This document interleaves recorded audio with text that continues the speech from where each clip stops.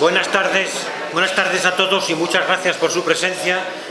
La sesión de esta tarde de la Academia de Ciencias Veterinarias de Castilla y León está dedicada a la presentación del libro Merinas y la industria de la lana, de la que es autor el académico de número don Manuel Rodríguez Pascual.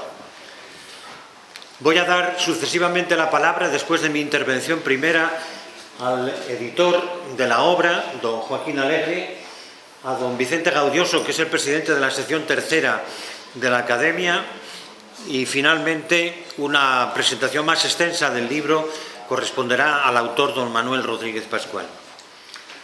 Don Manuel Rodríguez Pascual es ingeniero técnico agrícola y licenciado y doctor veterinario por la Universidad de León, habiendo desarrollado su actividad profesional en el Consejo Superior de Investigaciones Científicas, inicialmente Estación Agrícola Experimental de León, y en la actualidad Instituto de Ganadería de Montaña. Al principio centró sus estudios en los pastos de montaña y en la ganadería extensiva, de donde derivó pronto hacia el estudio de la transhumancia y los rebaños de merinas que la practicaban, convirtiéndose poco a poco en un especialista de referencia a nivel nacional e internacional, que ha plasmado su participación solo o en colaboración con otros autores en las obras más conocidas, ya más de 30, sobre este particular en los últimos 25 años. La transhumancia, cultura, cañadas y viajes, por ejemplo, publicada en 2001, es una obra de consulta obligada para todo aquel que desee conocer y adentrarse en este interesante mundo del que España fue principal beneficiario durante varios siglos. Una beca de la Fundación Vista Linda le ofreció la oportunidad de conocer la actividad ganadera y mejora genética del merino, principalmente para la producción de lana, que se explotaba y se explota en Australia y en Nueva Zelanda, conocimientos que ahora promueve Manuel Rodríguez Pascual en nuestro país. Es académico de número de la Academia de Ciencias Veterinarias de Castilla y León y está adscrito a la sección tercera, Zootecnia y Medio Ambiente, y también ha sido reconocido como pastor mayor de los Montes de Luna, entre otros numerosos premios. Merinas y la industria de la lana es el resultado de un meticuloso trabajo de análisis histórico y de actualidad al que el autor ha dedicado años y mucho esfuerzo profesional y personal, en el que se dan cita la transhumancia, los merinos y la lana, aquí personalizados en el estudio sobre todo de la lana y su entorno, incluido el conocimiento teórico y práctico de la transhumancia, pues Manuel Rodríguez Pascual ha recorrido a pie y de principio a fin algunas de las cañadas que le son más próximas, igual que no pocos cordeles y veredas. También la raza merina, en lo que se impone su formación universitaria, con el colofón de la experiencia vivida en Nueva Zelanda y Australia, con un aprendizaje diario de la cría y selección llevada a cabo en aquellas latitudes, volcada en cruces y mejoras de la raza merina original, en la que han logrado resultados espectaculares en finura de la lana, además de buenos resultados también en producción cárnica. En su dietario fue anotando sin descanso, noche tras noche, día tras día, todo cuanto veía y las respuestas a su inquisitoria perspicacia, prometiéndose a su regreso hacer lo que estuviera en su mano para recuperar en su tierra las bondades de la raza en la producción lanera. Tuve la oportunidad y el honor de presentar a Manuel Rodríguez Pascual en su toma de posesión como académico de número de esta Academia de Ciencias Veterinarias de Castilla y León.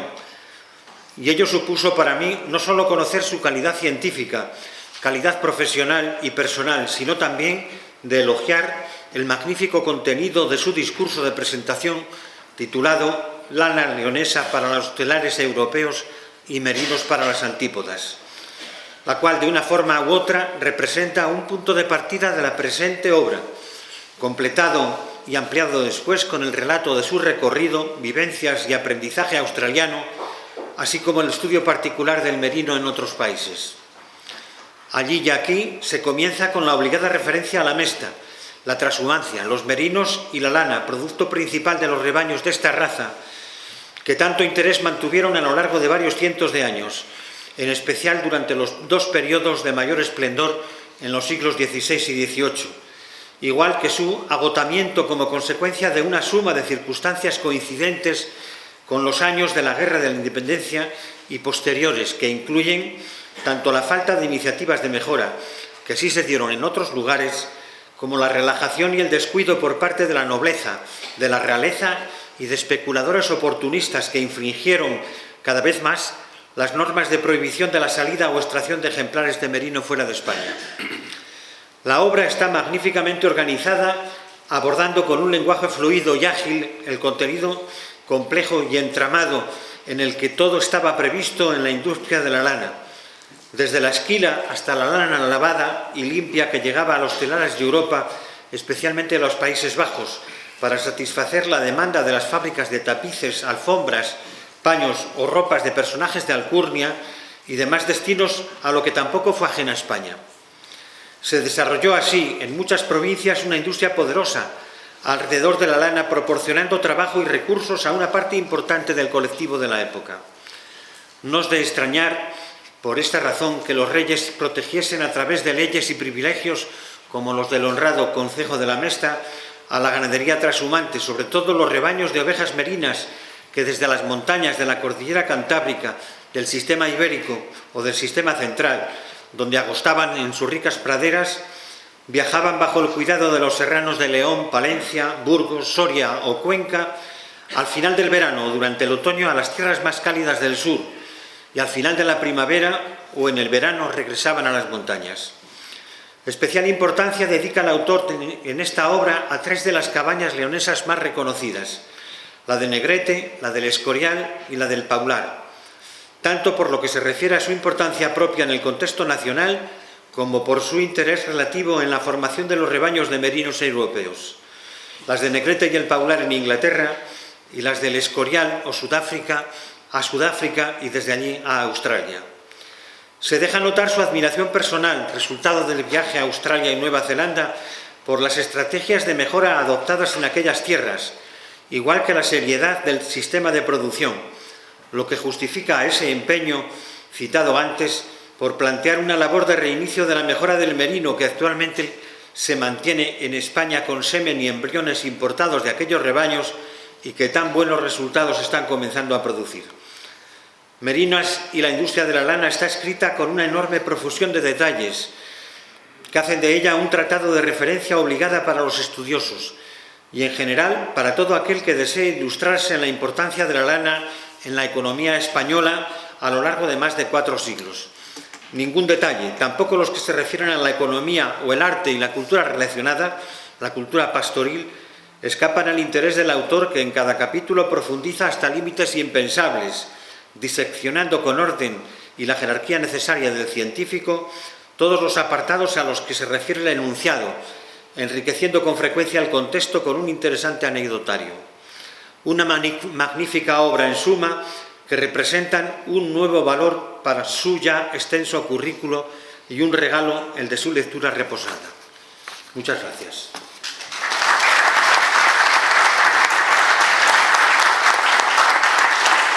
Tiene la palabra don Joaquín Alegre, el editor de la obra.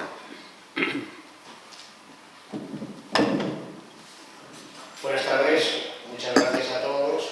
Les voy a pedir disculpas por el retraso, pero estábamos empeñados en entrar por la puerta que no era. Bueno, para una persona que se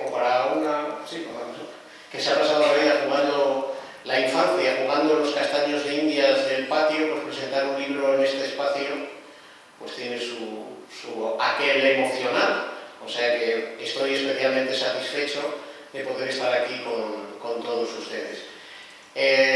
Como editor de la obra he estado con Manolo este verano intentando dar una vuelta por aquellos territorios que nos parecía que el libro enraizaba un poco en la genética del territorio, ¿no? Entonces nos hemos dado una vuelta por las montañas que más pastos tenía, y yo en todas esas actividades me he dedicado a glosar la figura de Manuel Rodríguez Pascual, lo erudito que es, lo curioso que es, lo perseverante que es, tomando notas de todo aquello que ve. Claro, eso hacerlo en una academia veterinaria donde conocen bastante mejor que yo es un atrevimiento.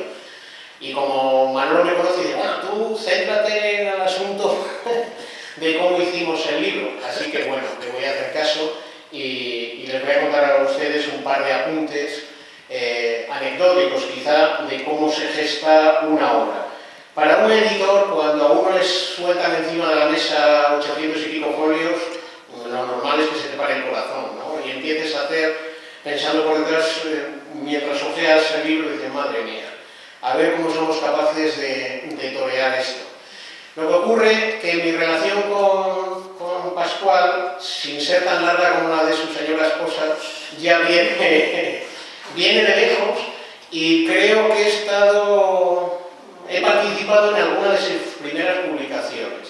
Si recuerdan ustedes un libro que lo publicó La Caja, unas monografías preciosas, que era La Transhumancia del León, que era una de las primeras publicaciones de Manolo, pues en ese libro ya participamos. Quiero decir con esto que nos conocemos muy bien y que abordamos la obra con un criterio que a mí me resulta especialmente satisfactorio, que es el paradigma editorial alemán. Entre otras cosas, este libro nos forzó a una búsqueda un poco desesperada, porque la verdad que lo conseguimos en el último momento, de un par de libros en los que nosotros esperábamos, no teníamos la certeza absoluta, pero esperábamos encontrar un par de referencias que para Manolo eran muy importantes. Esto que quiero contar es una anécdota que perfile lo que es la manera de trabajar de Manolo. Había que conseguir un libro alemán publicado en 1939 que tenía una reproducción en un grabado de una pintura de un alumno de Friedrich, se me ha ido ahora el nombre, el pintor romántico alemán, y que se había perdido en el bombardeo de los aliados en Dresde. Había muy pocas reproducciones y nosotros teníamos la sospecha de que ese libro tenía una de las pocas reproducciones de ese cuadro, que creo que Manolo va a hablar de ella luego, en el que un mayoral español le muestra la lana de las ovejas al elector de Sajonia con los primeros ejemplares que salieron de España. Bueno, pues por vericuetos a veces incomprensibles, terminamos encontrando ese libro en una librería de Berlín y consiguiéndolo. Aquel libro fue para nosotros un momento fundamental en la construcción de nuestro propio libro, porque nos enfrentaba, en cierta medida, y esto creo que también pasa en cierta medida a los veterinarios, nos enfrentaba a una situación de aprendizaje respecto a los antepasados alemanes, porque el libro de 1939 era absolutamente deslumbrante. Entonces, en aquel momento nos propusimos intentar hacer algo que se pareciera. Y se tenía que parecer en estos términos. El apartado gráfico debería construir un discurso que hermanaba con lo que Manolo contaba en el libro. Las fotos no podían ser un mero objeto decorativo. Y las fotos deberían enmarcarse exactamente en el espacio y lugar donde el discurso era importante y el lector debía percibir un conocimiento que sin ese grafismo hubiese sido incompleto. Así seleccionamos con toda la meticulosidad de la que fuimos capaces, ambos, 220 ilustraciones en las que se van desde fotografías en las que se ve pastar a las ovejas en los puertos leoneses, hasta miniaturas de Alfonso X el Sabio o del Tumbo A de la Catedral de Santiago de Compostela. Hicimos 3 reconstrucciones de las cabañas ganaderas, de cómo sería más o menos, por unas descripciones que se tienen decimonónicas, de cómo serían aproximadamente esas ovejas, qué características tienen. Tuvimos la fortuna también que al hacer la reconstrucción luego resultaba que coincidían bastante con algunas de las ovejas que Manolo fotografió en Australia. Igual hay oportunidad de comentarlo en la reposición de las diapositivas. Y otra cosa que hicimos fue tirar de un importante material gráfico que tiene que ver con mapas. Intentar explicar muy bien dónde se producían los movimientos de las ovejas, dónde se producían los espileos, dónde iban los lavaderos, dónde se transportaba la lana, dónde se pasaba la lana desde carretas a mulas y luego de nuevo a carretas para llevarlas a los puertos del Cantábrico y que desde ahí pasaban en fletes hacia las zonas europeas donde se tejía, sobre todo Flandes y Alemania. Y todo eso debía dar un discurso que fuera absolutamente original. Y esa fue nuestra tarea y nuestra intención, y espero que ustedes, cuando abran el libro y lo recorran, tanto visualmente como leyéndolo, encuentren que efectivamente ese apoyo gráfico que necesitaba la obra de Manolo se cumplió y se hizo con la debida solvencia. Muchas gracias.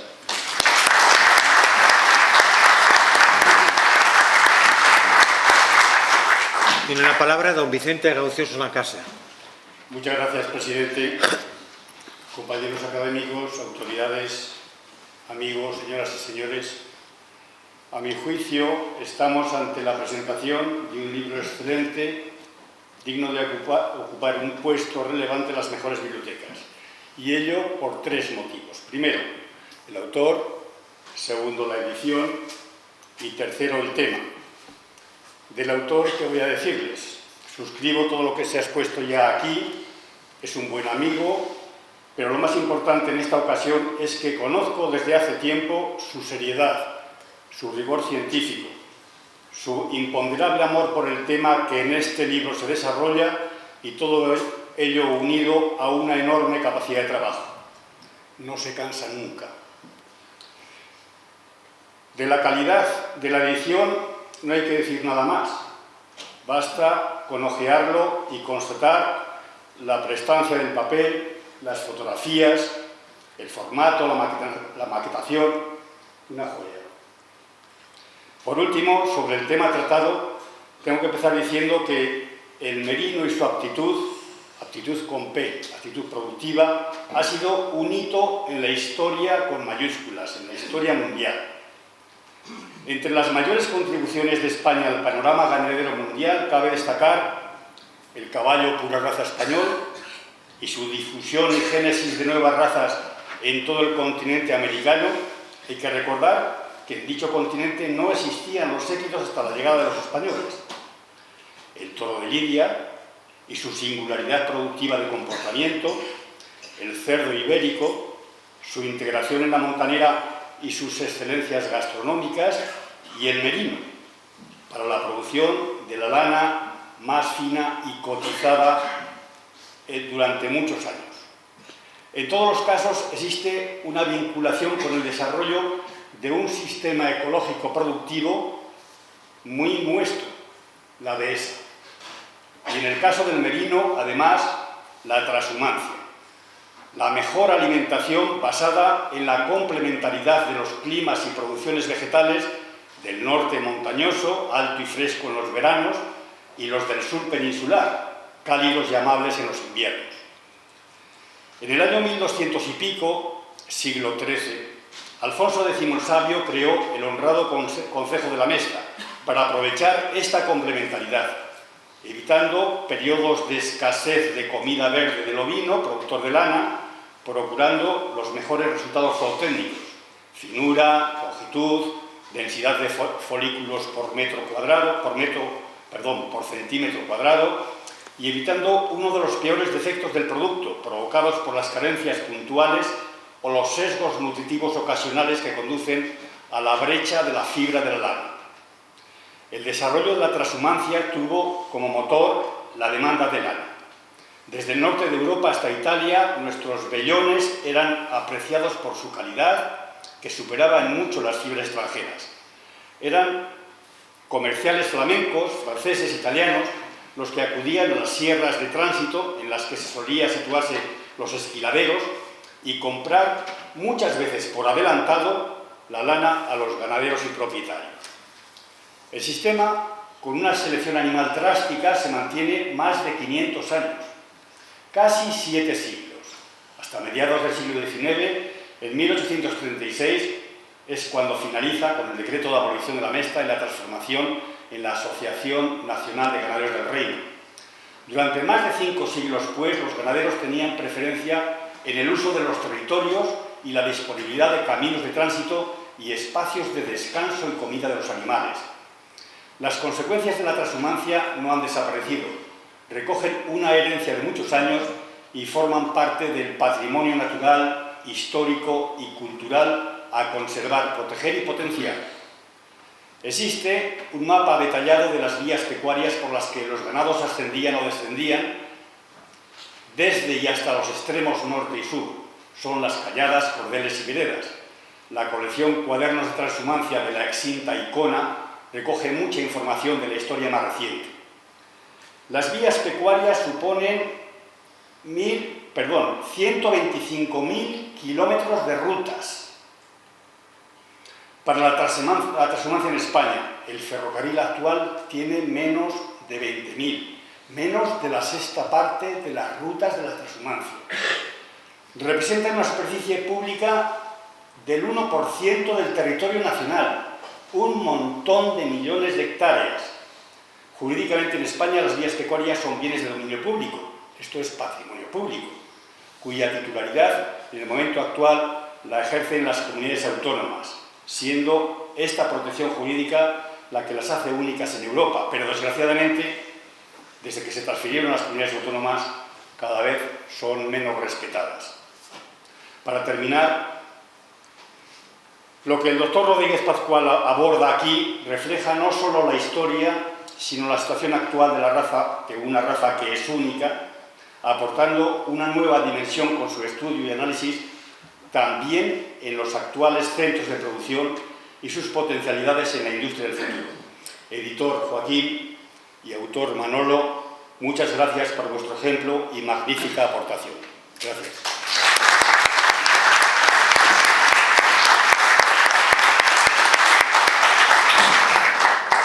Tiene la palabra el autor, don Manuel Rodríguez Pascual.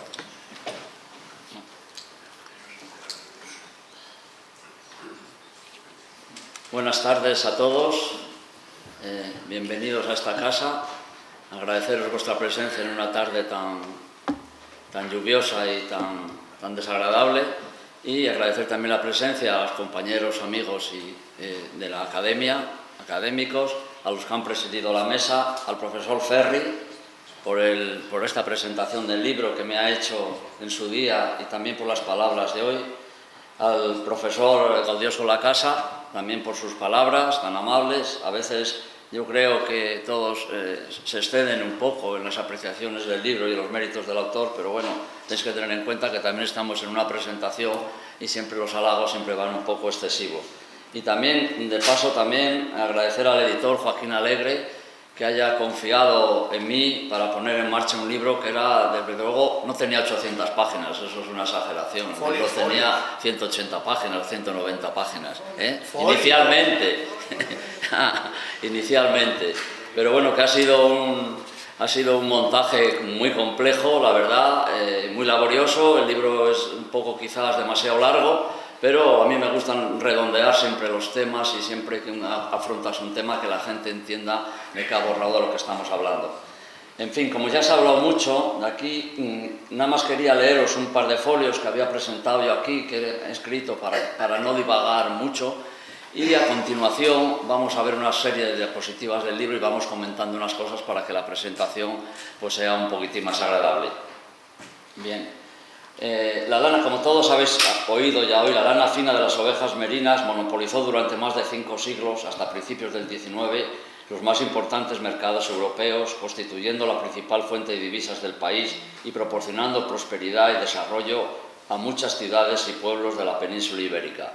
Sin embargo, la lana leonesa era la más valorada y demandada en los mercados internacionales para la confección de las prendas de alta calidad. Pero en el siglo XIX, la guerra de la independencia y posteriormente la aparición a mediados del siglo XX de las fibras sintéticas derivadas del petróleo, sobre todo el poliéster, incidieron en la pérdida del monopolio y en el declive de la lana como fibra industrial y del ovino lanero. Este libro, en 9 capítulos más una adenda técnica, pretende recuperar la memoria histórica de la lana ligada a la transhumancia y la mesta, sobre todo en los siglos XVI y XVIII, cuando España dominaba los mercados internacionales. Y también plantear soluciones actuales para su recuperación, mejora y difusión en los mercados. En la primera parte del libro se analiza el esquileo, sorteo y lavado de la lana el transporte, tanto terrestre como marítimo, el mercadeo y comercio exterior con las principales plazas europeas, así como la evolución de la industria textil nacional.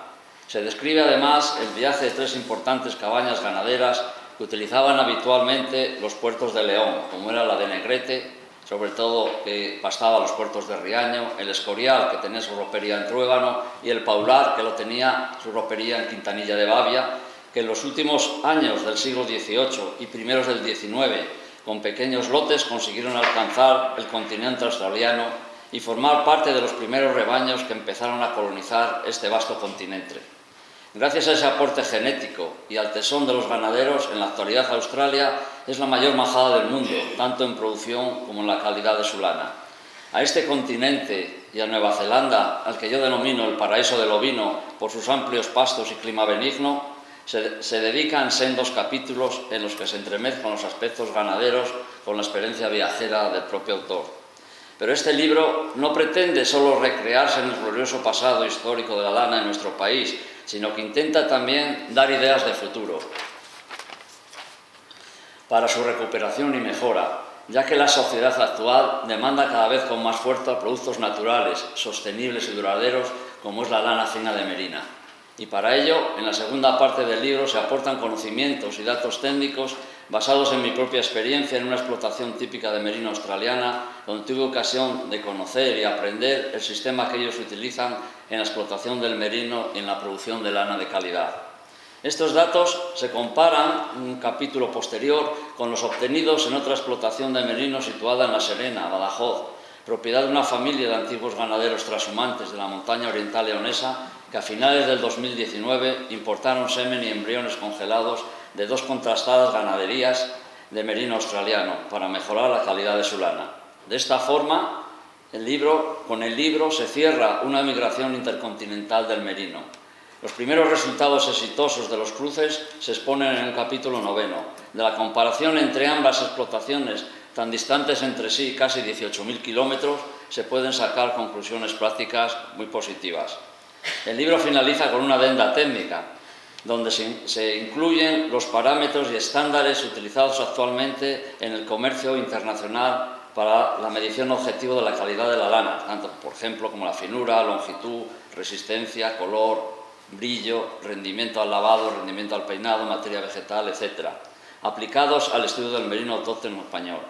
Con todo ello, he querido contribuir a resaltar de forma ordenada y global esta página tan importante y a veces tan desconocida de nuestra historia en relación con la lana y poner en valor nuestra oveja merina, que debidamente mejorada puede producir una lana de excelente calidad y precio, muy valorada en el mercado europeo, sobre todo por los diseñadores europeos e italianos de alta costura. Bueno, pues a continuación, después de esta introducción, porque ya sabéis un poco por los que me han precedido en la palabra y por estas palabras, ahora a continuación vemos un poco unas diapositivas y las vamos comentando. Bueno, primero tenemos a la oveja merina, trashumante, en este caso oveja que se ha reconvertido en oveja transterminante, porque actualmente más de entre 40 y 50.000 ovejas bajan actualmente sobre todo las montañas de Babia y Luna hacia los pastos del sur de León.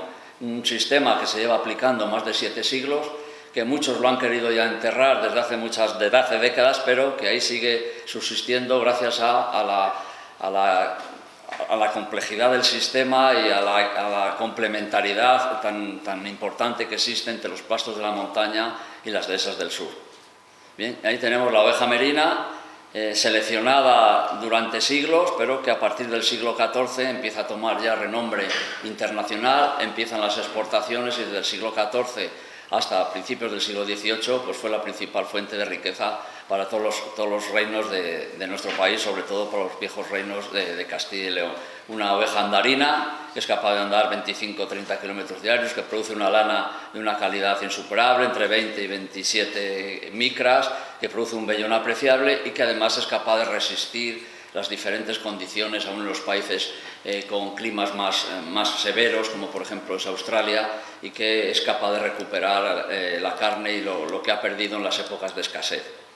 Bien, ahí veis cómo en el tímpano de la Puerta del Cordero de San Isidoro, ya a principios del siglo XII, ya tenemos ahí representados en las ménsulas unos merinos que ya tienen un neto encuadre merino. Como veis aquí, los dos carneros en la portada y los que están en el tímpano, en la Agnus Dei, ya tienen que ya se va apareciendo el merino, con lo cual ya la selección ya iba avanzando y ya estaba bastante presente en nuestra sociedad.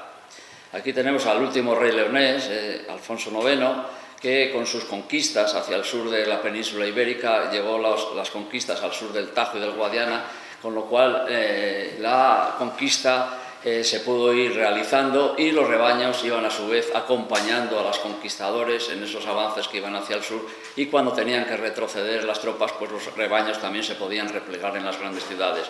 Pues sería un nieto, Fernando III, su hijo, completaría la reconquista, y un nieto de Alfonso IX sería el que en 1273 pues reguló un poco ya de forma oficial la transhumancia con la organización de la Mesta, con la dio carta de situación legal a esa organización de organizaciones de ganaderos que se movían de un lado a otro de España, y lo cogió bajo su amparo. Bien, aquí tenéis en los puertos, ya en los puertos de León. La transhumancia tenía dos cabeceras principales, los puertos del norte y las dehesas de Extremadura o de La Mancha. Como los puertos de León siempre fueron los más cotizados, sobre todo en el siglo XVI, siglo XVIII, donde la Mesta tuvo una especial importancia. Los puertos de León se peleaban todas las grandes cabañas por venir, porque teníamos los mejores puertos de toda España, no podemos decir, no es que lo diga yo, lo dicen coetáneos de esa época del siglo XVIII sobre todo, donde todos los rebaños mejores venían aquí, porque creían o pensaban, y así obtenían resultados, que con estas hierbas, esta diversidad de hierbas tan importante que teníamos aquí en la montaña, obtenían una finura mucho mayor de la lana. Entonces, decían, cuando se hablaba de las lanas leonesas, se referían a los rebaños que invernaban en las montañas de León, aunque los propietarios pues eran grandes marqueses, condes o casas nobiliarias, o incluso casas religiosas, que no tenían su asentamiento aquí en León, sino que estaban en Extremadura o en otros sitios, ¿no?, como Guadalupe o el Escorial. En fin, como durante siglos los rebaños se trasladaban de norte a sur. Aquí veis una serie de cañadas, y como en León nacen, por la importancia de sus puertos, nacen tres grandes cabañas leonesas, ¿no?, la leonesa oriental, la leonesa occidental y la bizana, que es la más occidental de todo. Las dos últimas, la leonesa occidental y la bizana, se unen aquí cerca de Trujillo, en el Arco de Ánimas, un pueblecito, y de ahí ya continúan hacia Extremadura, incluso llegaban hasta Huelva e incluso llegaban a Doñana. Yo he hablado con guardas de Doñana que se acuerdan de ver rebaños todavía llegar a las marismas del Guadalquivir, cuando todavía no se habían desecado como se han desecado hasta ahora, ¿no? Otro de los puertos de León, importantísimo, el puerto de Correcillas, y cómo esta gestión tan importante que supieron hacer, esa tradición tan grande de los ganaderos de León, no solo los ganaderos y los pastores, cómo se enfrentaron a este medio difícil para aprovechar todas estas zonas de montaña, cómo crear los puertos en las zonas altas, por encima de la capa forestal, le ha valido a León hoy día que tengamos más de 7 reservas de la biosfera. No hay ninguna provincia en España que tenga 7 reservas de la biosfera como tenemos en León. Y más recientemente, en el 2022, la FAO le ha reconocido que es un sistema importante del patrimonio agrícola mundial, un SIPAM, que a veces no somos conscientes de lo que representa, pero hay poquísimos países del mundo que lo tienen y reconocen precisamente a esta actividad ganadera y agrosilvopastoral, que ha tenido su influencia de forma destacada en la conformación de estos paisajes de la montaña. Otro rebaño en la zona de Lois, una zona muy querida para mí, porque vivimos cerca de ahí, bueno, y he convivido con pastores de esta zona muy importantes, y cómo el redileo del ganado va creando materia orgánica en las diferentes zonas del puerto, y va creando una riqueza y una diversidad que a veces alcanza 40 o 50 plantas por metro cuadrado. Es una diversidad enorme, de una riqueza enorme, que está ligada un poco a la transhumancia y a la oveja merina que ha utilizado durante esos años estos puertos, y por eso es importante que lo sigan utilizando para que podamos mantener toda esta diversidad de plantas, podamos mantener el ciclo hídrico y podamos mantener también libres de incendios forestales, porque las ovejas, igual que las cabras, son unas desbrozadoras, son unos animales que aprovechan muy bien todas las plantas e impiden que los incendios que se produzcan zonas matorrales bajos, etcétera, etcétera, y que se produzcan los incendios. Bien, como la lana pues fue importante en Europa, ya lo hemos hablado, del siglo XIV al siglo XIX, pues dominamos los mercados internacionales. No había otro país que tuviera una oveja de estas características, no había nadie que produjera una lana de calidad, y todos los países tenían el punto de mira en España, y sobre todo si venía el marchamo de ser lana leonesa, que era la que tenía una mejor calidad, como durante muchos siglos se hizo con tijera, y posteriormente ya se empezaron a utilizar las máquinas, pero eso ya muy avanzados el siglo XX. Los rebaños, los principales rebaños solían perder la lana en los esquiladeros en la Sierra de Segovia, todos que iban de norte a sur, por las cañadas, sobre todo las cañadas leonesa o las cañadas sorianas, siempre pasaban por la Sierra de Segovia. Allí había una serie de esquiladeros, llegaba a haber 39 esquiladeros en esta zona, más 12 lavaderos también de lana. Allí se desprendían de la lana, se lavaba la lana en zonas próximas, y de ahí iban hacia Burgos, donde estaba la Universidad de Mercaderes, y de allí ya cogían rumbo hacia los puertos del Cantábrico y rumbo hacia toda Europa, ¿no?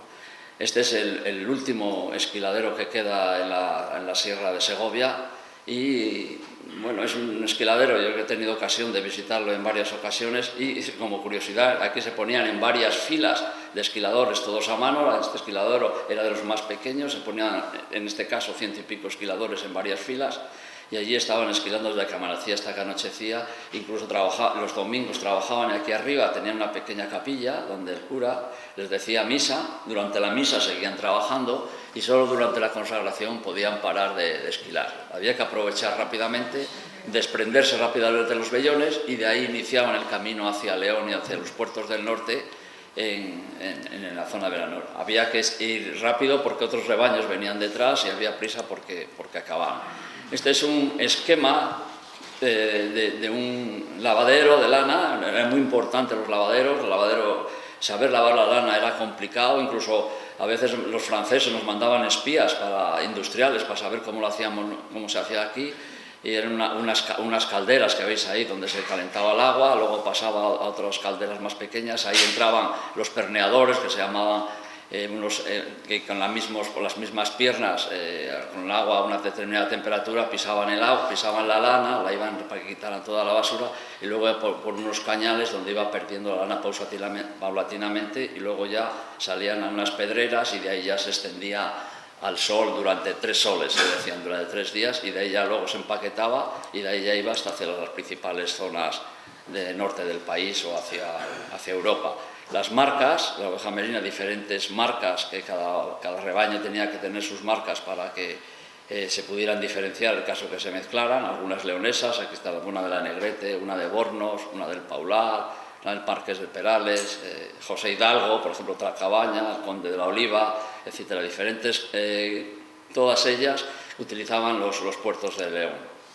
Aquí tenéis un mayoral de tejerina, y esta foto está hecha en los años 50, en la Feria de Muestras de Madrid, en la Feria del Campo, la feria que dura hasta los años 70. Yo todavía fui algún año a la feria, donde siempre aparecía el generalísimo Franco un día también a visitar a los ganaderos y a los agricultores, y aquí se celebraban los concursos ganaderos más importantes del país, sobre todo en los años 60, en los años 50, en los años 60. Aquí acudían, en el libro cito de determinadas cabañas, incluso hubo un concurso lanero muy importante en el año 65, y ahí se citan a varias ganaderías leonesas que obtuvieron premios importantes en estos concursos ganaderos. Incluso se añadía la figura, longitud, rendimiento al lavado, etcétera, etcétera, cuando la lana todavía estaba en pleno auge en España en los años 50. A partir de los años 60, sobre todo a partir de los años 65, ya muchos rebaños trashumantes ya dejaron de acudir a estos concursos ganaderos, la lana empezó a entrar en declive, el poliéster se estaba imponiendo derivado del petróleo, el aumento también del algodón en los paños, y la lana empezó a decaer, sobre todo a partir del año 65. Los concursos ganaderos, sobre todo de merino y sobre todo laneros, empezaron a decaer, y este concurso a partir del año 75 pues ya desapareció. Aquí tenéis otro ganadero que venía siempre a León, al Gonzalo López Montenegro, un ganadero importante, cuyos mayorales también eran de aquí, de la zona de León, de Tejerina. Un importante, tenía una finca extraordinaria, todo muy cuidado con su escuela. Yo he tenido ocasión de visitar esa finca, Las Golondrinas. Es curioso, tiene una finca muy importante donde venían los reyes de Mónaco, venían habitualmente a cazar durante los inviernos allí. Un hombre muy relacionado con el régimen, con Franco, fue alcalde de Cáceres, en fin, pero una ganadería extraordinaria que también duró hasta los años, a mediados de los años 60, en que desapareció, o sea, él desapareció. Bien, ahora entramos un poquitín en el tema de la lana. Las fotos van un poco correlacionadas con los capítulos. Aquí veis la ciudad de Burgos, la Catedral de Santa María y lo que era el Consulado del Mar. Mucha gente dice, pero ¿cómo es posible que haya un Consulado del Mar? Aquí veis el ancla, en el Paseo del Espolón. ¿Cómo es posible que haya un consulado? Pues bien, a finales del siglo XV, en el siglo XVI, hubo una saga importantísima de comerciantes, de burgaleses. Burgos está muy bien situado estratégicamente, igual que León, en el Camino de Santiago, cerca también de las comunicaciones con Francia, y allí una saga importantísima de ganaderos, sobre todo en algunos pueblos, también como Castrojerí, después veremos, y aquí se fundó la Universidad de Mercaderes a mitad del siglo XV, y ya en el siglo XVI el Consulado del Mar. Este Consulado del Mar era el que regulaba todo el tránsito de mercancías y de lanas hacia Europa. Lo controlaba todo, estaba en relación con las principales colonias mercantiles que había por toda Europa, en Francia, en Inglaterra, en Holanda, en Brujas, etcétera, etcétera. Controlaban todo el tráfico, incluso en esas colonias mercantiles en el extranjero tenían representantes de determinadas familias que acogían la lana cuando llegaban en los barcos y allí la distribuían. Fue importantísimo. Esta casa es del siglo XVIII ya, de finales del siglo XVIII, pero la verdadera casa donde estaba la casa de la universidad esta de ganaderos de aquí, de comerciantes, estaba en la puerta de la pellejería, en la puerta, una de las puertas que tiene la catedral, en una plaza que hay al lado. Ahí se situaba la llana de abajo, que se llama, ahí se situaba precisamente la casa donde tenían todos esos comerciantes, se reunían y donde planificaban todo el comercio. Bien, esta es la casa, fijaros en la importancia del siglo XVI, esta es la casa de la nación de Castilla o nación de España en Brujas. Esta era nuestra representación que teníamos allí. Aquí se reunían los comerciantes cuando llegaban la lana, tenían depósitos, tenían almacenes donde recogían la lana que llegaba en ese momento hasta allí, hasta Brujas, que era uno de los principales mercados que había entonces en Europa, porque tenía una industria textil muy potente. Esto es Brujas. La plaza mayor, donde por determinados canales casi podían llegar las mercancías, casi la lana podía llegar hasta la misma.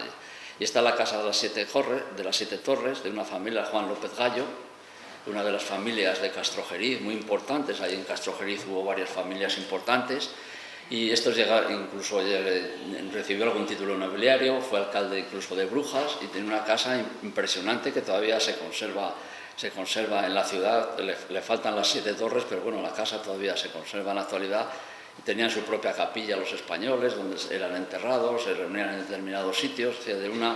Funcionaban de una manera porque la lana movía muchísimos caudales en Europa durante, sobre todo, el siglo XVI y el siglo XVIII. Bien, estas son las movidas, por donde salían las lanas hacia Europa, todo desde diferentes puertos. Al principio todas las lanas del norte, sobre todo de la zona de León o zona de Extremadura, la mayoría salían hacia el norte, hacia Bilbao, Santander, y de ahí iban a los principales puertos europeos, como veis aquí. Otras salían de más abajo, de Extremadura, o algún lavadero de más abajo podían salir incluso de Cádiz o de Sevilla, de Lisboa también algunos, y desde el Mediterráneo pues salían hacia los puertos, sobre todo a Génova o hacia Florencia, donde también había una industria textil importante. Como en esta época, el siglo XVI, siglo XVII, los mejores pintores también pues se fijaban en la merina porque era importante, era una raza importante, que entonces el tener un rebaño de merinas daba un prestigio no solo nacional sino internacional. Este es el pintor Pedro Rentes, uno de los que más me gusta a mí, de los que mejores dibuja el merino, y esto lo podéis disfrutar aquí mismo en León, que hay 9 cuadros. En San Marcos de León, lo que es la sacristía de San Marcos, que pertenece al Museo de León, hay 9 cuadros de Pedro Rente del siglo XVII, todos con temas bíblicos, pero que refleja muy bien a la Merina, incluso al mastín. En otros cuadros pues también se ve al mastín. Esto es una representación de unos paños, un mantón y un pañuelo de cabeza, hecho con seda de merino, que utilizaban las mujeres en la montaña, sobre todo en la montaña central, y que estos vestidos tan apreciados, tan bordados de merino, los solían traer los pastores como regalo a sus mujeres cuando venían del sur.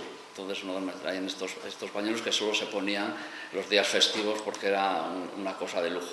Y aquí representamos una fotografía que hicimos hace años, fotógrafo Fernando Fernández, que me ha acompañado durante muchos viajes, que desgraciadamente tuvo que abandonar España y marchar a Inglaterra a trabajar, y que recreamos la vida perfectamente, cómo era la vida en las islas, en las montañas de León, en la montaña central, cómo la gente era autosuficiente, que en cada pueblo se realizaban sus propios vestidos, cómo estaba cardando la lana, hilando, incluso haciendo calceta en esas cocinas que se cocinaban en el medio, donde estaba el horno de leña, etcétera, etcétera. Una cocina que se conservaba perfectamente.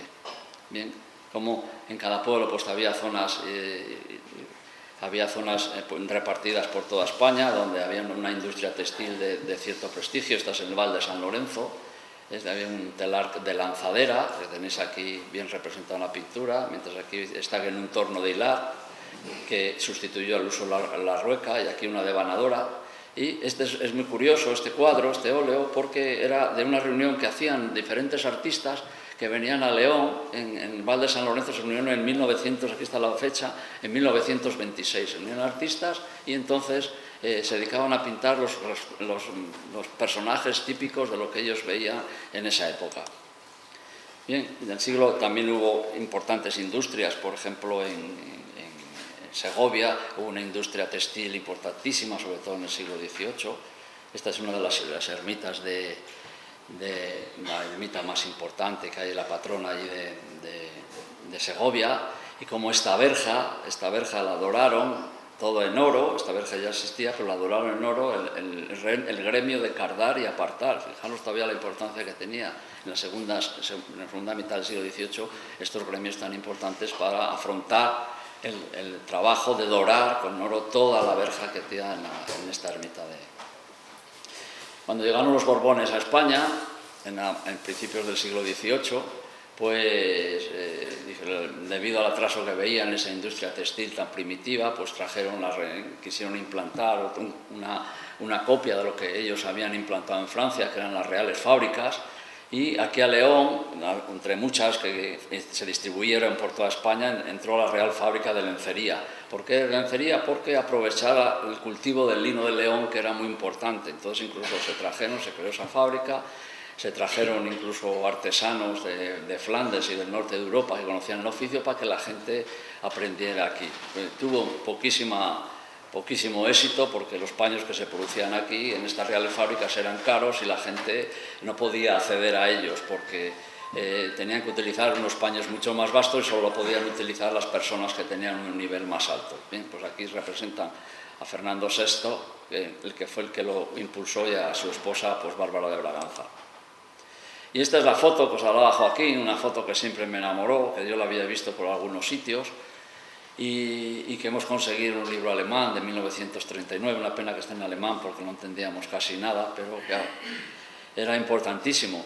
Y es que fijaros, este es un retrato de 1765, cuando llegan los primeros regalos que hace Carlos III a su cuñado, el elector de Sajonia, que estaba casado con una hermana de Carlos III. Entonces fijaros la expectación que hay cuando llegan, es un hato, creo que eran sobre 200 ovejas, que le regaló el rey de Carlos III al elector de Sajonia para que se implantara allí el merino. Entonces, que te regalaran un rebaño de merinas era el mejor regalo que te podían hacer entonces en esa época, porque estaba totalmente prohibido que los rebaños salieran de España, bajo unas penas muy importantes. Entonces aquí le recibe el elector de Sajonia, su mujer, el hijo, toda la gente, y aquí está el legado español, y el mayoral que está sujetando al carnero, y mientras el legado español le abre el vellón para que vean la calidad extraordinaria de estas ovejas que le están mandando. Bien, este es un cuadro de 1800 algo, pero que desgraciadamente desapareció cuando el bombardeo de Dresde de la Segunda Guerra Mundial. Pero bueno, nos queda el testimonio. Bueno, como Sajonia y el lector de Sajonia les habían cedido unas ovejas, pues también Luis XVI dijo, ¿y por qué a mí no? Si ellos también, yo también soy rey, estaba algo emparentado también con la familia. Entonces, bueno, pues también le regalaron un hato de ovejas que fueron andando desde San Rafael en Madrid, fueron andando hasta Segovia, perdón, hasta Rambouillet, una granja francesa que era de la corona francesa. Y allí se criaron la raza Rambouillet, que todavía hoy está extendida por todo el mundo. Se fue mejorando el merino allí con las nuevas situaciones, se había mejorado mucho la alimentación, los conocimientos genéticos y tal, y crearon el merino de Rambouillet, que hoy también es importantísimo en todo el mundo. Y bueno, y aquí tenemos al legado de Jorge III, a Sir Joseph Banks, que le veis ahí sentado en el medio, este hombre. Este hombre era un hombre importantísimo en la realeza inglesa, era asesor personal de Jorge III, y Jorge III, no sabemos por qué, se encaprichó con la oveja merina. Y por su cuenta, pues trató de traer ovejas merinas de España, de contrabando y tal, total, que nada más le vendieron que chapuzas, ¿no?, de ovejas. Entonces al final tuvo que recurrir a Carlos IV y decirle, bajarse, oye, que me tienes que regalar, me tienes que dar, porque otros reyes lo tienen y yo no lo tengo. Bueno, y al final le mandaron un hato de ovejas precisamente de la cabaña de Negrete, que utilizaba los puertos de Riaño, y con eso empezó a criar allí, llegó a tener un rebaño de más de 1000 ovejas de Negrete, y posteriormente también le llegarían ovejas de Paular cuando la guerra de la independencia. En fin, hay un libro muy curioso que se titula así precisamente, inglés, del año 64, de Carter, que se titula precisamente El rebaño español de Jorge III. Y en la contraportada trae las marcas precisamente de las ovejas de Negrete y del Paular. Una cosa muy curiosa, un libro que merecería ser la pena traducido.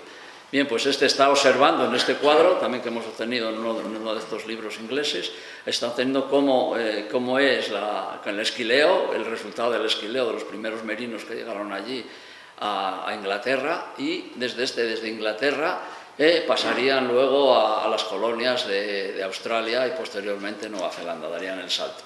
Esta es una recreación que ha hecho Joaquín Alegre del merino Negrete, que en el extranjero se le conocía como Negretti, no sé por qué, la asociación le decían Negretti en vez de Negrete, y que fue muy exitoso en Australia en las primeras épocas. Era muy arrugado, muy enlanado, una lana corta pero muy fina, pero tenía una gran producción de lana, porque gracias a todos estos pliegues que en su época pues tuvieron una gran aceptación. Bien, esta es la difusión esta es una de las gráficas que ha hecho el editor muy acertadamente, donde se han recogido 2 libros ingleses, un libro inglés, Carter, y un libro australiano, Massey, que yo conocí allí, y ellos mismos lo tienen documentado perfectamente, cosa que no encontramos aquí en España, todas las salidas de ganado que hubo a finales del 17 y del 18. Aquí no se aprecia, pero están por colores, las que salieron de forma legal y las que salieron de forma ilegal también, porque hubo muchas que salieron de forma ilegal. A partir de la Guerra de la Independencia ya se pudieron controlar ya los rebaños y empezaron a salir rebaños, y muchas veces en contraprestación a los ingleses, a la ayuda que los ingleses dieron a España en contra de los franceses, pues los franceses se llevaron sus rebaños, y en contraprestación los ingleses también se llevaron los suyos. Eso lo comentamos todo en el libro, y hay cosas muy curiosas de estas exportaciones y de esos intercambios que hubo, que como veis pues se fueron difundiendo el merino por todo el mundo, primero por Europa y después ya saltaron hacia América, y luego desde Inglaterra pues ya saltaron hacia, como veremos después, hacia las colonias de Australia y Nueva Zelanda. Bien, estos son varios rebaños, también una fotografía antigua también muy interesante, de varios rebaños, de 3 rebaños o 4 que se regalaban para una exposición que había en Argentina en 1910. Todavía España tenía una entidad importantísima en el mundo en la calidad de la lana. Como ya os dije, hasta mediados de los 60 se seguía seleccionando como se había hecho tradicionalmente.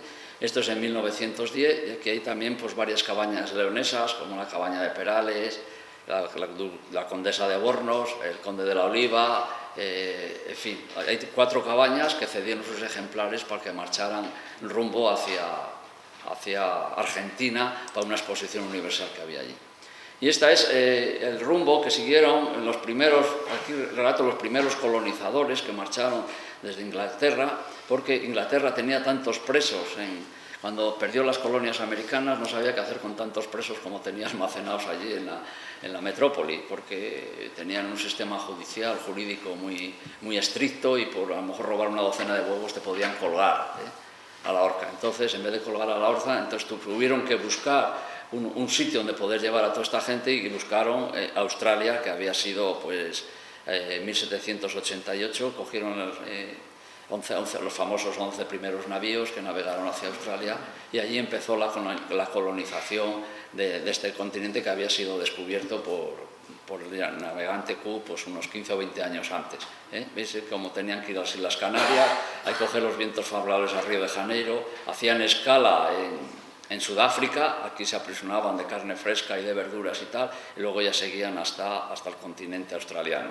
Este fue el camino que siguieron las ovejas, sobre todo las de Jorge III, que fue vendiendo ese rebaño, iba subastando, y pues determinados personajes de Australia, pues los más avispados, pues llegaron a comprar aquí ovejas, y a veces con sus propios barcos, pues llevaron las ovejas hasta el continente australiano en un viaje que duraba más de 6 meses. Imaginaros tú la odisea. Entonces, con las primeras ovejas, en el primer viaje no iban ovejas merinas, pero posteriormente ya empezaron a ir ovejas merinas que se cruzaban con otras ovejas que había aquí de Sudáfrica y de la India, de cola gruesa. Se empezaron a cruzar merinas con esas ovejas, y así empezó un poco la cría del merino en Australia. Se empezó a colonizar este vasto continente, que llegó a tener hasta 180 millones de ovejas, que actualmente pues están en 70 millones, y donde la oveja merina y la lana pues fue su principal exportación hasta el año 1950. Superó a todas las exportaciones. La lana era importantísimo para ellos, y de aquí, bueno, luego saltaría también a Nueva Zelanda posteriormente. Pero bueno, esto es otra historia. Esto es un paisaje de Nueva Gales del Sur, de Parramatta. Esto es una ciudad que está a 100 y pico kilómetros, unos 100 kilómetros de Sydney, y esta es una primera granja que se creó aquí en 1793. Fue la primera granja que se creó aquí en Australia por el capitán MacArthur, uno de esos militares que mandaban allí para controlar a todos esos presos que iban allí, que muchas veces trabajaban en las granjas de los propios militares, y fue la primera granja que se creó, y aquí fueron donde llegaron las primeras merinas a Australia.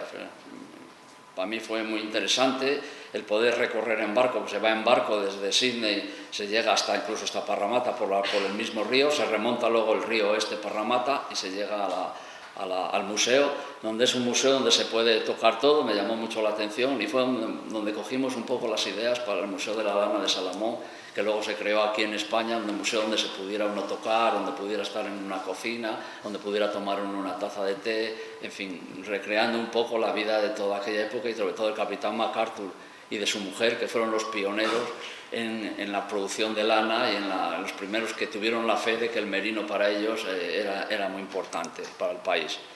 Bueno, los criadores australianos fueron creando diferentes líneas de merino, no solo a partir del merino, fueron creando diferentes tipos adaptados a un continente tan grande. Ellos necesitaban también producción de carne, que tuvieran más producción de lana. Este es el típico merino Pepin, que es muy famoso allí en Australia, para zonas menos fértiles, tiene una producción de lana aunque es más vasta. Este es un ejemplar de 1910, y que en el mercado entonces se vendió por 1.600 guineas. Eso era un capital para la época. Bueno, esto es otro de los cuadros que a mí me impresionó cuando lo vi allí yo en el Museo de Arte de Nueva Gales del Sur. Pues me quedé prendado por él, y digo, este cuadro tiene que ir en algún libro mío, ¿no? Y es un pintor que es británico, pero que se asentó en Australia, Tom Rowe. Este cuadro es de 1891, y bueno, pues ellos lo tienen allí como oro en paño. Es un pintor que pintaba muy bien, recreaba muy bien los personajes de Australia, sobre todo en este caso los esquiladores, el esfuerzo que están haciendo para esquilar los carneros merinos. y es un cuadro que, igual que nosotros el Agnus Dei de Zurbarán o Pedro Rente, los tienen con mucha consideración. Un cuadro por el que para mí es importantísimo. Como también recreaban determinadas familias, los cuadros, como esta es la familia Falkiner, uno de los ganaderos muy tradicionales de Australia. Fijaros como toda la familia, la importancia que tenía la lana, se congregaban alrededor de cuando esquilaban las ovejas para ver la producción de lana, la calidad que tenían, y la mujer estaba ahí presente siempre viendo cómo era la producción ese año, cómo ellos apostaron por la lana, y es muy importante para ellos. La lana es un mundo. Este es otro cuadro de Tom Robert, que quiere identificar las estampidas del ganado. Ahí en Australia hay periodos de escasez de agua que a veces duran años y años, y a veces la gente tiene que vender el ganado se muere de hambre porque no hay agua. Es un país muy escaso en agua, apenas tiene ríos, tiene una cuenca fluvial importante, y aquí pues describe un poco la estampida de los...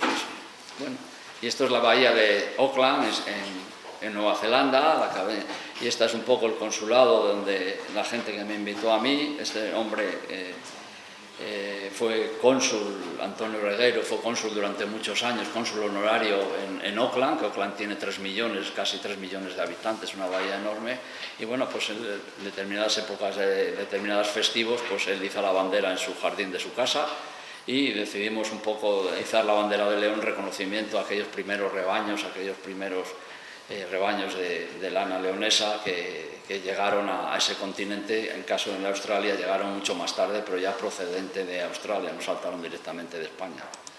Es un país que tiene unas condiciones inmejorables para la producción de lana, producción, sobre todo producción de carne de cordero, y durante muchos años, ya en los años 50, años 60, exportan cantidad de canales de cordero de gran calidad, que no se puede comparar con los nuestros, pero bueno, y lana de diferente calidad, ¿no? No se han especializado especialmente en el merino, sino ellos han creado diferentes razas, con razas inglesas, mejor adaptadas a esas condiciones, pero crearon el merino corriedale, que habéis oído hablar, que es un cruce de merino, una raza nueva creada del cruce de merino con razas inglesas, sobre todo Lincoln y Leicester, en este caso, como en los sellos de correos hacen referencia a esa producción tan grande, que es un ejemplo de un país apenas con 5 millones de habitantes, que es un productor mundial de productos lácteos. También tienen 26 millones de ovejas, tocan a 5 ovejas por persona, también tiene una producción láctea de vacas importante, más de 6 millones de vacas, y es un país que tiene un empuje especial, y sobre todo en la isla sur, pues tiene unos pastos también que realizan también la transhumancia en los Alpes meridionales, solo que de una forma tan extensiva, porque las ovejas pueden estar ahí tranquilamente todo el verano solas, porque no hay ningún depredador natural de las ovejas. Bien, y esto ya es Australia, veis, como Australia es un país duro, difícil. Esta es una finca en la que yo estuve, Nueva Gales del Sur, es un poco el estado que mejor pastos tiene, donde la producción de lana es más importante. Ya sabéis que Australia, los 200 kilómetros que están cerca de la costa, aún mantienen unas lluvias de 500-600 mililitros, pero en el momento que te metes de la costa para adentro, más de 200 kilómetros, es un clima ya semiárido, ya prácticamente solo una oveja merina puede resistir en esas zonas tan desérticas, y además sobre suelos tan salinos, Son capaces, han apostado desde siempre por la oveja merina, esta la oveja merina de la explotación, una oveja merina relativamente grande, buena productora de lana, finura, una explotación grande, no grande, porque esto es una explotación media, que este hombre pues tenía, en la finca que yo estaba, tenía 2.100 hectáreas, unas 3.000 ovejas, pero luego tenía otras 2 fincas de 2.000 hectáreas, en total tenía 12 o 14.000 ovejas, que prácticamente manejan entre el padre y 2 hijos, o sea, una situación muy súper extensiva, una explotación muy súper extensiva, con lo cual ahorran muchos costes y pueden producir una lana de gran calidad a un coste muy bajo. Bien, esto es el paisaje de Adesao de Nueva Gales del Sur. Esta es un poco las ovejas recién esquiladas. No hay ningún encerradero en todo el país, en todas las fincas, solo hay el esquiladero donde pueden estar las ovejas allí los días previos al esquileo, pero siempre están al aire libre, invierno, verano, y cada uno está en su parcela, a veces parcelas que tienen 200, 300 hectáreas, y cada grupo de ovejas, pues según su fisiología pues está en una parcela determinada y una vez que acaba el esquilado o cualquier tratamiento que se hace en la manga de manejo en el centro de la finca, pues se les lleva a su parcela correspondiente. Bien, aquí una vez yo no me había dado cuenta, pero creo que el editor por aquí vio un canguro, había por aquí dos canguros. Este hombre en otros sitios les esquilmaban, pero a este hombre le gustaban los canguros. En determinadas zonas que tenía así más arboladas, en determinadas zonas pues había también bastantes canguros, aunque producen bastantes destrucciones en los cercados y tal, pero a este hombre pues le gustaban y no los perseguía, nunca le vi matar ningún canguro. Bien, este hombre, fijaros, esto ya es la zona, una finca ya más hacia el centro de Australia, está ya a 500 kilómetros de la finca primitiva, ya se acaban las carreteras, todo es ya de tierra y donde por terrenos prácticamente salitrosos, muy malos, pero fijaros aquí la oveja pues es capaz de producir una lana de cierta calidad en un sistema extensivo. Cuando yo estuve, fijaros las dimensiones, este hombre tenía aquí 14.000 hectáreas en esta zona. Pues ya posteriormente me dijo que había comprado 40.000 hectáreas en toda esa zona. Pues todas esas 40.000 hectáreas las lleva este hombre, que se llama Jim, que vive ahí con su familia, no se puede vivir en un sitio tan aislado, y que se encarga, pues bueno, el ganado está en extensivo, se dedica sobre todo a hacer cercas. Entonces esta gente tiene todo tipo de materiales, tiene retroexcavadoras, tractores, tiene todo tipo de artilugios para poder ellos ser completamente autosuficientes, ¿no? Y aquí estamos separando, en este caso, separando los carneros. Una vez al año hay que separar los carneros de las ovejas. Y entonces, claro, en algunos sitios llevaba una valla móvil, pero en este caso no podía llevarla porque era un sitio muy accidentado y había que separar los carneros a mano. Entonces, imaginaos, estos animales no están en contacto con el hombre nada más que una vez o dos al año, o 3 veces al año. Entonces, claro, son muy ariscos y cualquiera que te arrimes allí, pues son capaces de romper las cercas, incluso saltar sobre ellas. Bien, el esquileo es un esquileo que se hace de una forma muy ordenada, muy bien, se recoge por profesionales. Los mismos profesionales que esquilean a la vez tienen que hacer la separación de la lana por calidades, en suelo de madera, muy limpio. No han acabado de esquilar y ya están recogiendo la lana y se hace todo de una forma muy ordenada y luego se extiende sobre unas mesas de claseo. Y veis las ovejas esperando que esperan a que ser esquiladas tranquilamente en un suelo enrejillado para que no manchen en absoluto nada del suelo. Este esquiladero tenía maderas de 1800 y pico, lo han destruido ya y han construido uno más nuevo y más moderno para poder que los esquiladores puedan trabajar con más. Y este es el resultado. Al mismo tiempo que se esquila, se clasifica la lana, se meten estos boles de 200 kilos que van prensados. Y aquí se clasifican por calidades, veis aquí estas as, depende de la calidad de la lana, si es el vellón, si son caídas, etcétera, etcétera, cada uno bajo su calidad, el nombre de la finca y también importante el que hace el claseo. Tiene que estar una persona que tiene que estar con un título oficial que certifique que eso lleva esa calidad. Bien, estos boles van a la frontera o a grandes almacenes, allí se les meten unas barras metálicas para sacar la calidad de la lana, cada uno por su cuenta, para saber individualmente la calidad de la lana, y luego eso, pues hay una subasta diaria de la lana, igual que se subastan las acciones, y de ahí ya pasan sin abrirse, ya van directamente a los lavaderos de China y toda la industria.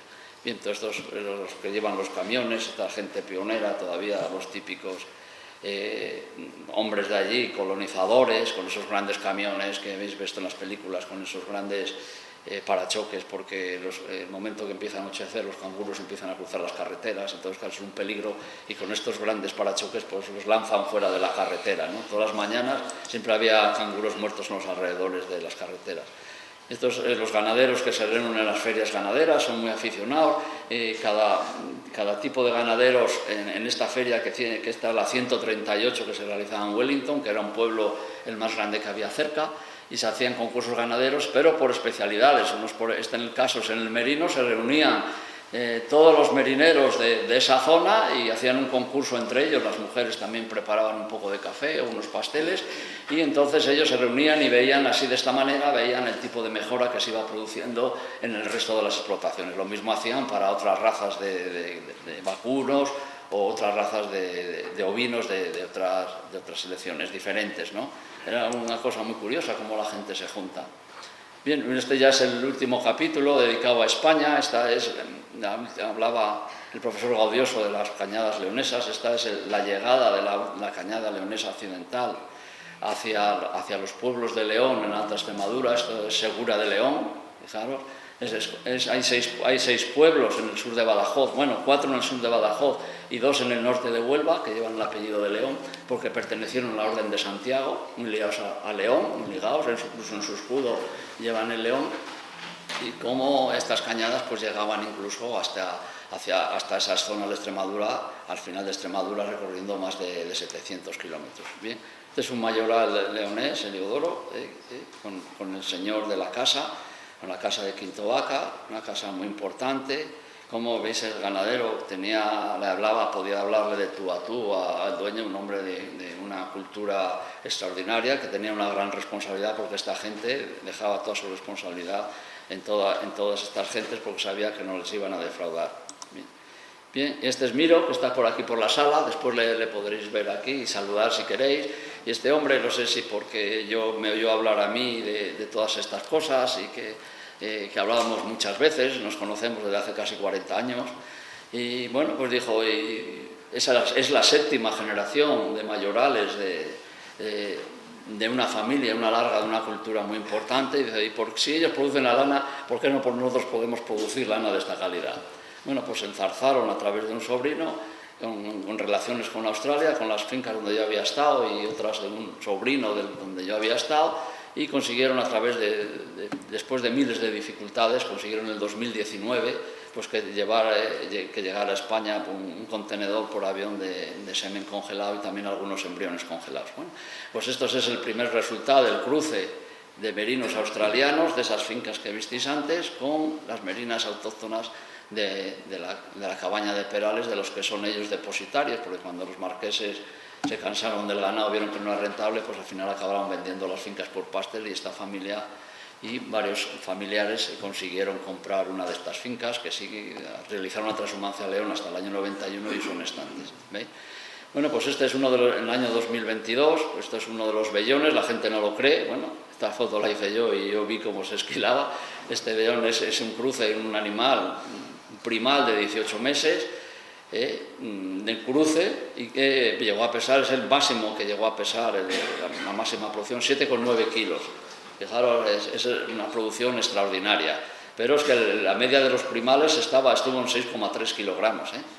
Estos tendrían una finura aproximadamente de 19 micras, 19-20 micras, muy importante, y sobre todo la longitud de la lana, que está alrededor de 10 centímetros, incluso 10-12 centímetros. Es una longitud extraordinaria, cuando nuestras lanas aquí no llegan a 5 o 6 centímetros como máximo, con lo cual no se puede aplicar para una industria textil importante con esa longitud, tienen que tener por lo menos 7 centímetros. Bueno, pues como en los primeros cruces ya se obtuvieron unos resultados extraordinarios en calidad, no solo en finura, longitud, sino también en la blancura, un rendimiento al lavado mucho mayor, etcétera, etcétera. Este blanco nacarao que tiene y un tacto, suavidad, un rizado especial.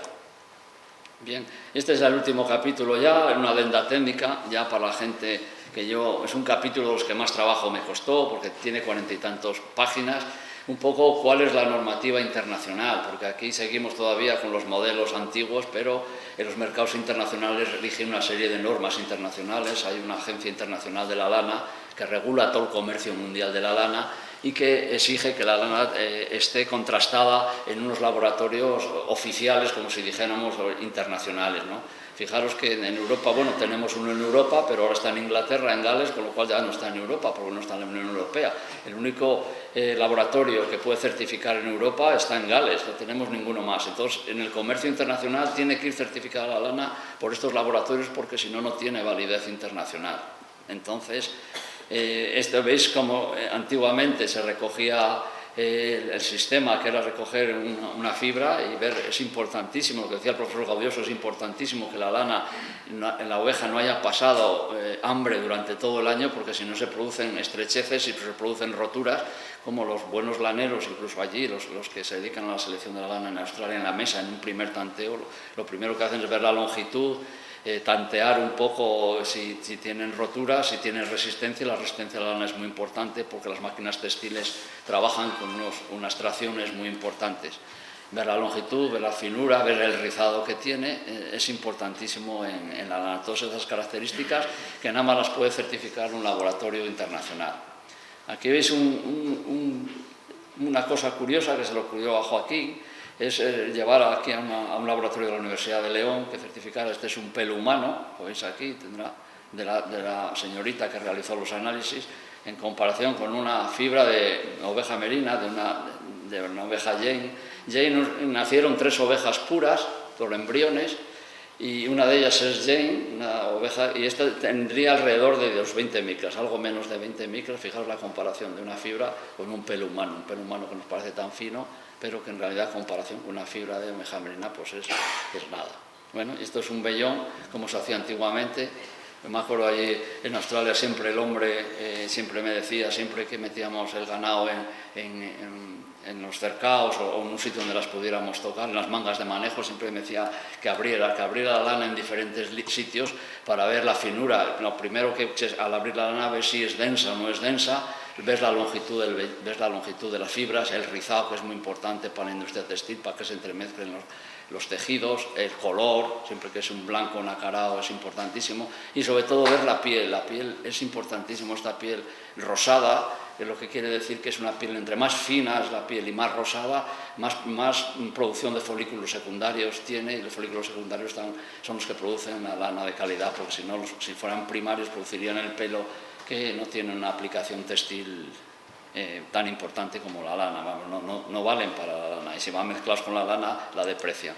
Bien, y esta ya es la última foto, en un puerto de Robledo de Caldas, un hombre con sus 2 corderos, y bueno, un poco la filosofía también del libro final es que en estos tiempos difíciles que está atravesando el planeta, de carencia de aguas, cada vez sequías más importantes, es importante cada vez la producción de lana.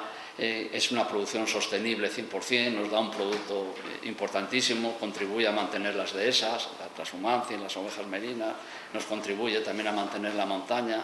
Y por otro lado, todos los competidores importantes de la lana del futuro, que es el poliéster, ya sabemos todos que el petróleo es un producto en declive, que empezará a decaer, y el otro gran adversario de la lana es el algodón, y el algodón, como habéis oído hablar muchas veces, pues es un producto que exige mucha agua, muchos insecticidas, muchos herbicidas, etcétera, etcétera. Es un producto que también es muy contaminante. En cambio, la lana es un producto de futuro, yo creo, que es un animal además que nos utiliza los sistemas naturales, que apenas tiene que ingerir productos externos, quitando en las épocas de déficit, y cómo es importante que consumamos más lana. Aproximadamente solo un 1% de los tejidos mundiales contienen lana, una cantidad pequeña. Si fuéramos capaces de subir al 2 o al 3%, pues sería importantísimo. Y sobre todo es importante producir lana de calidad, de una finura sobre todo por debajo de los 22, 23 micras, y de una longitud adecuada, sobre todo como mínimo 7 centímetros, que es lo que da la calidad a los tejidos,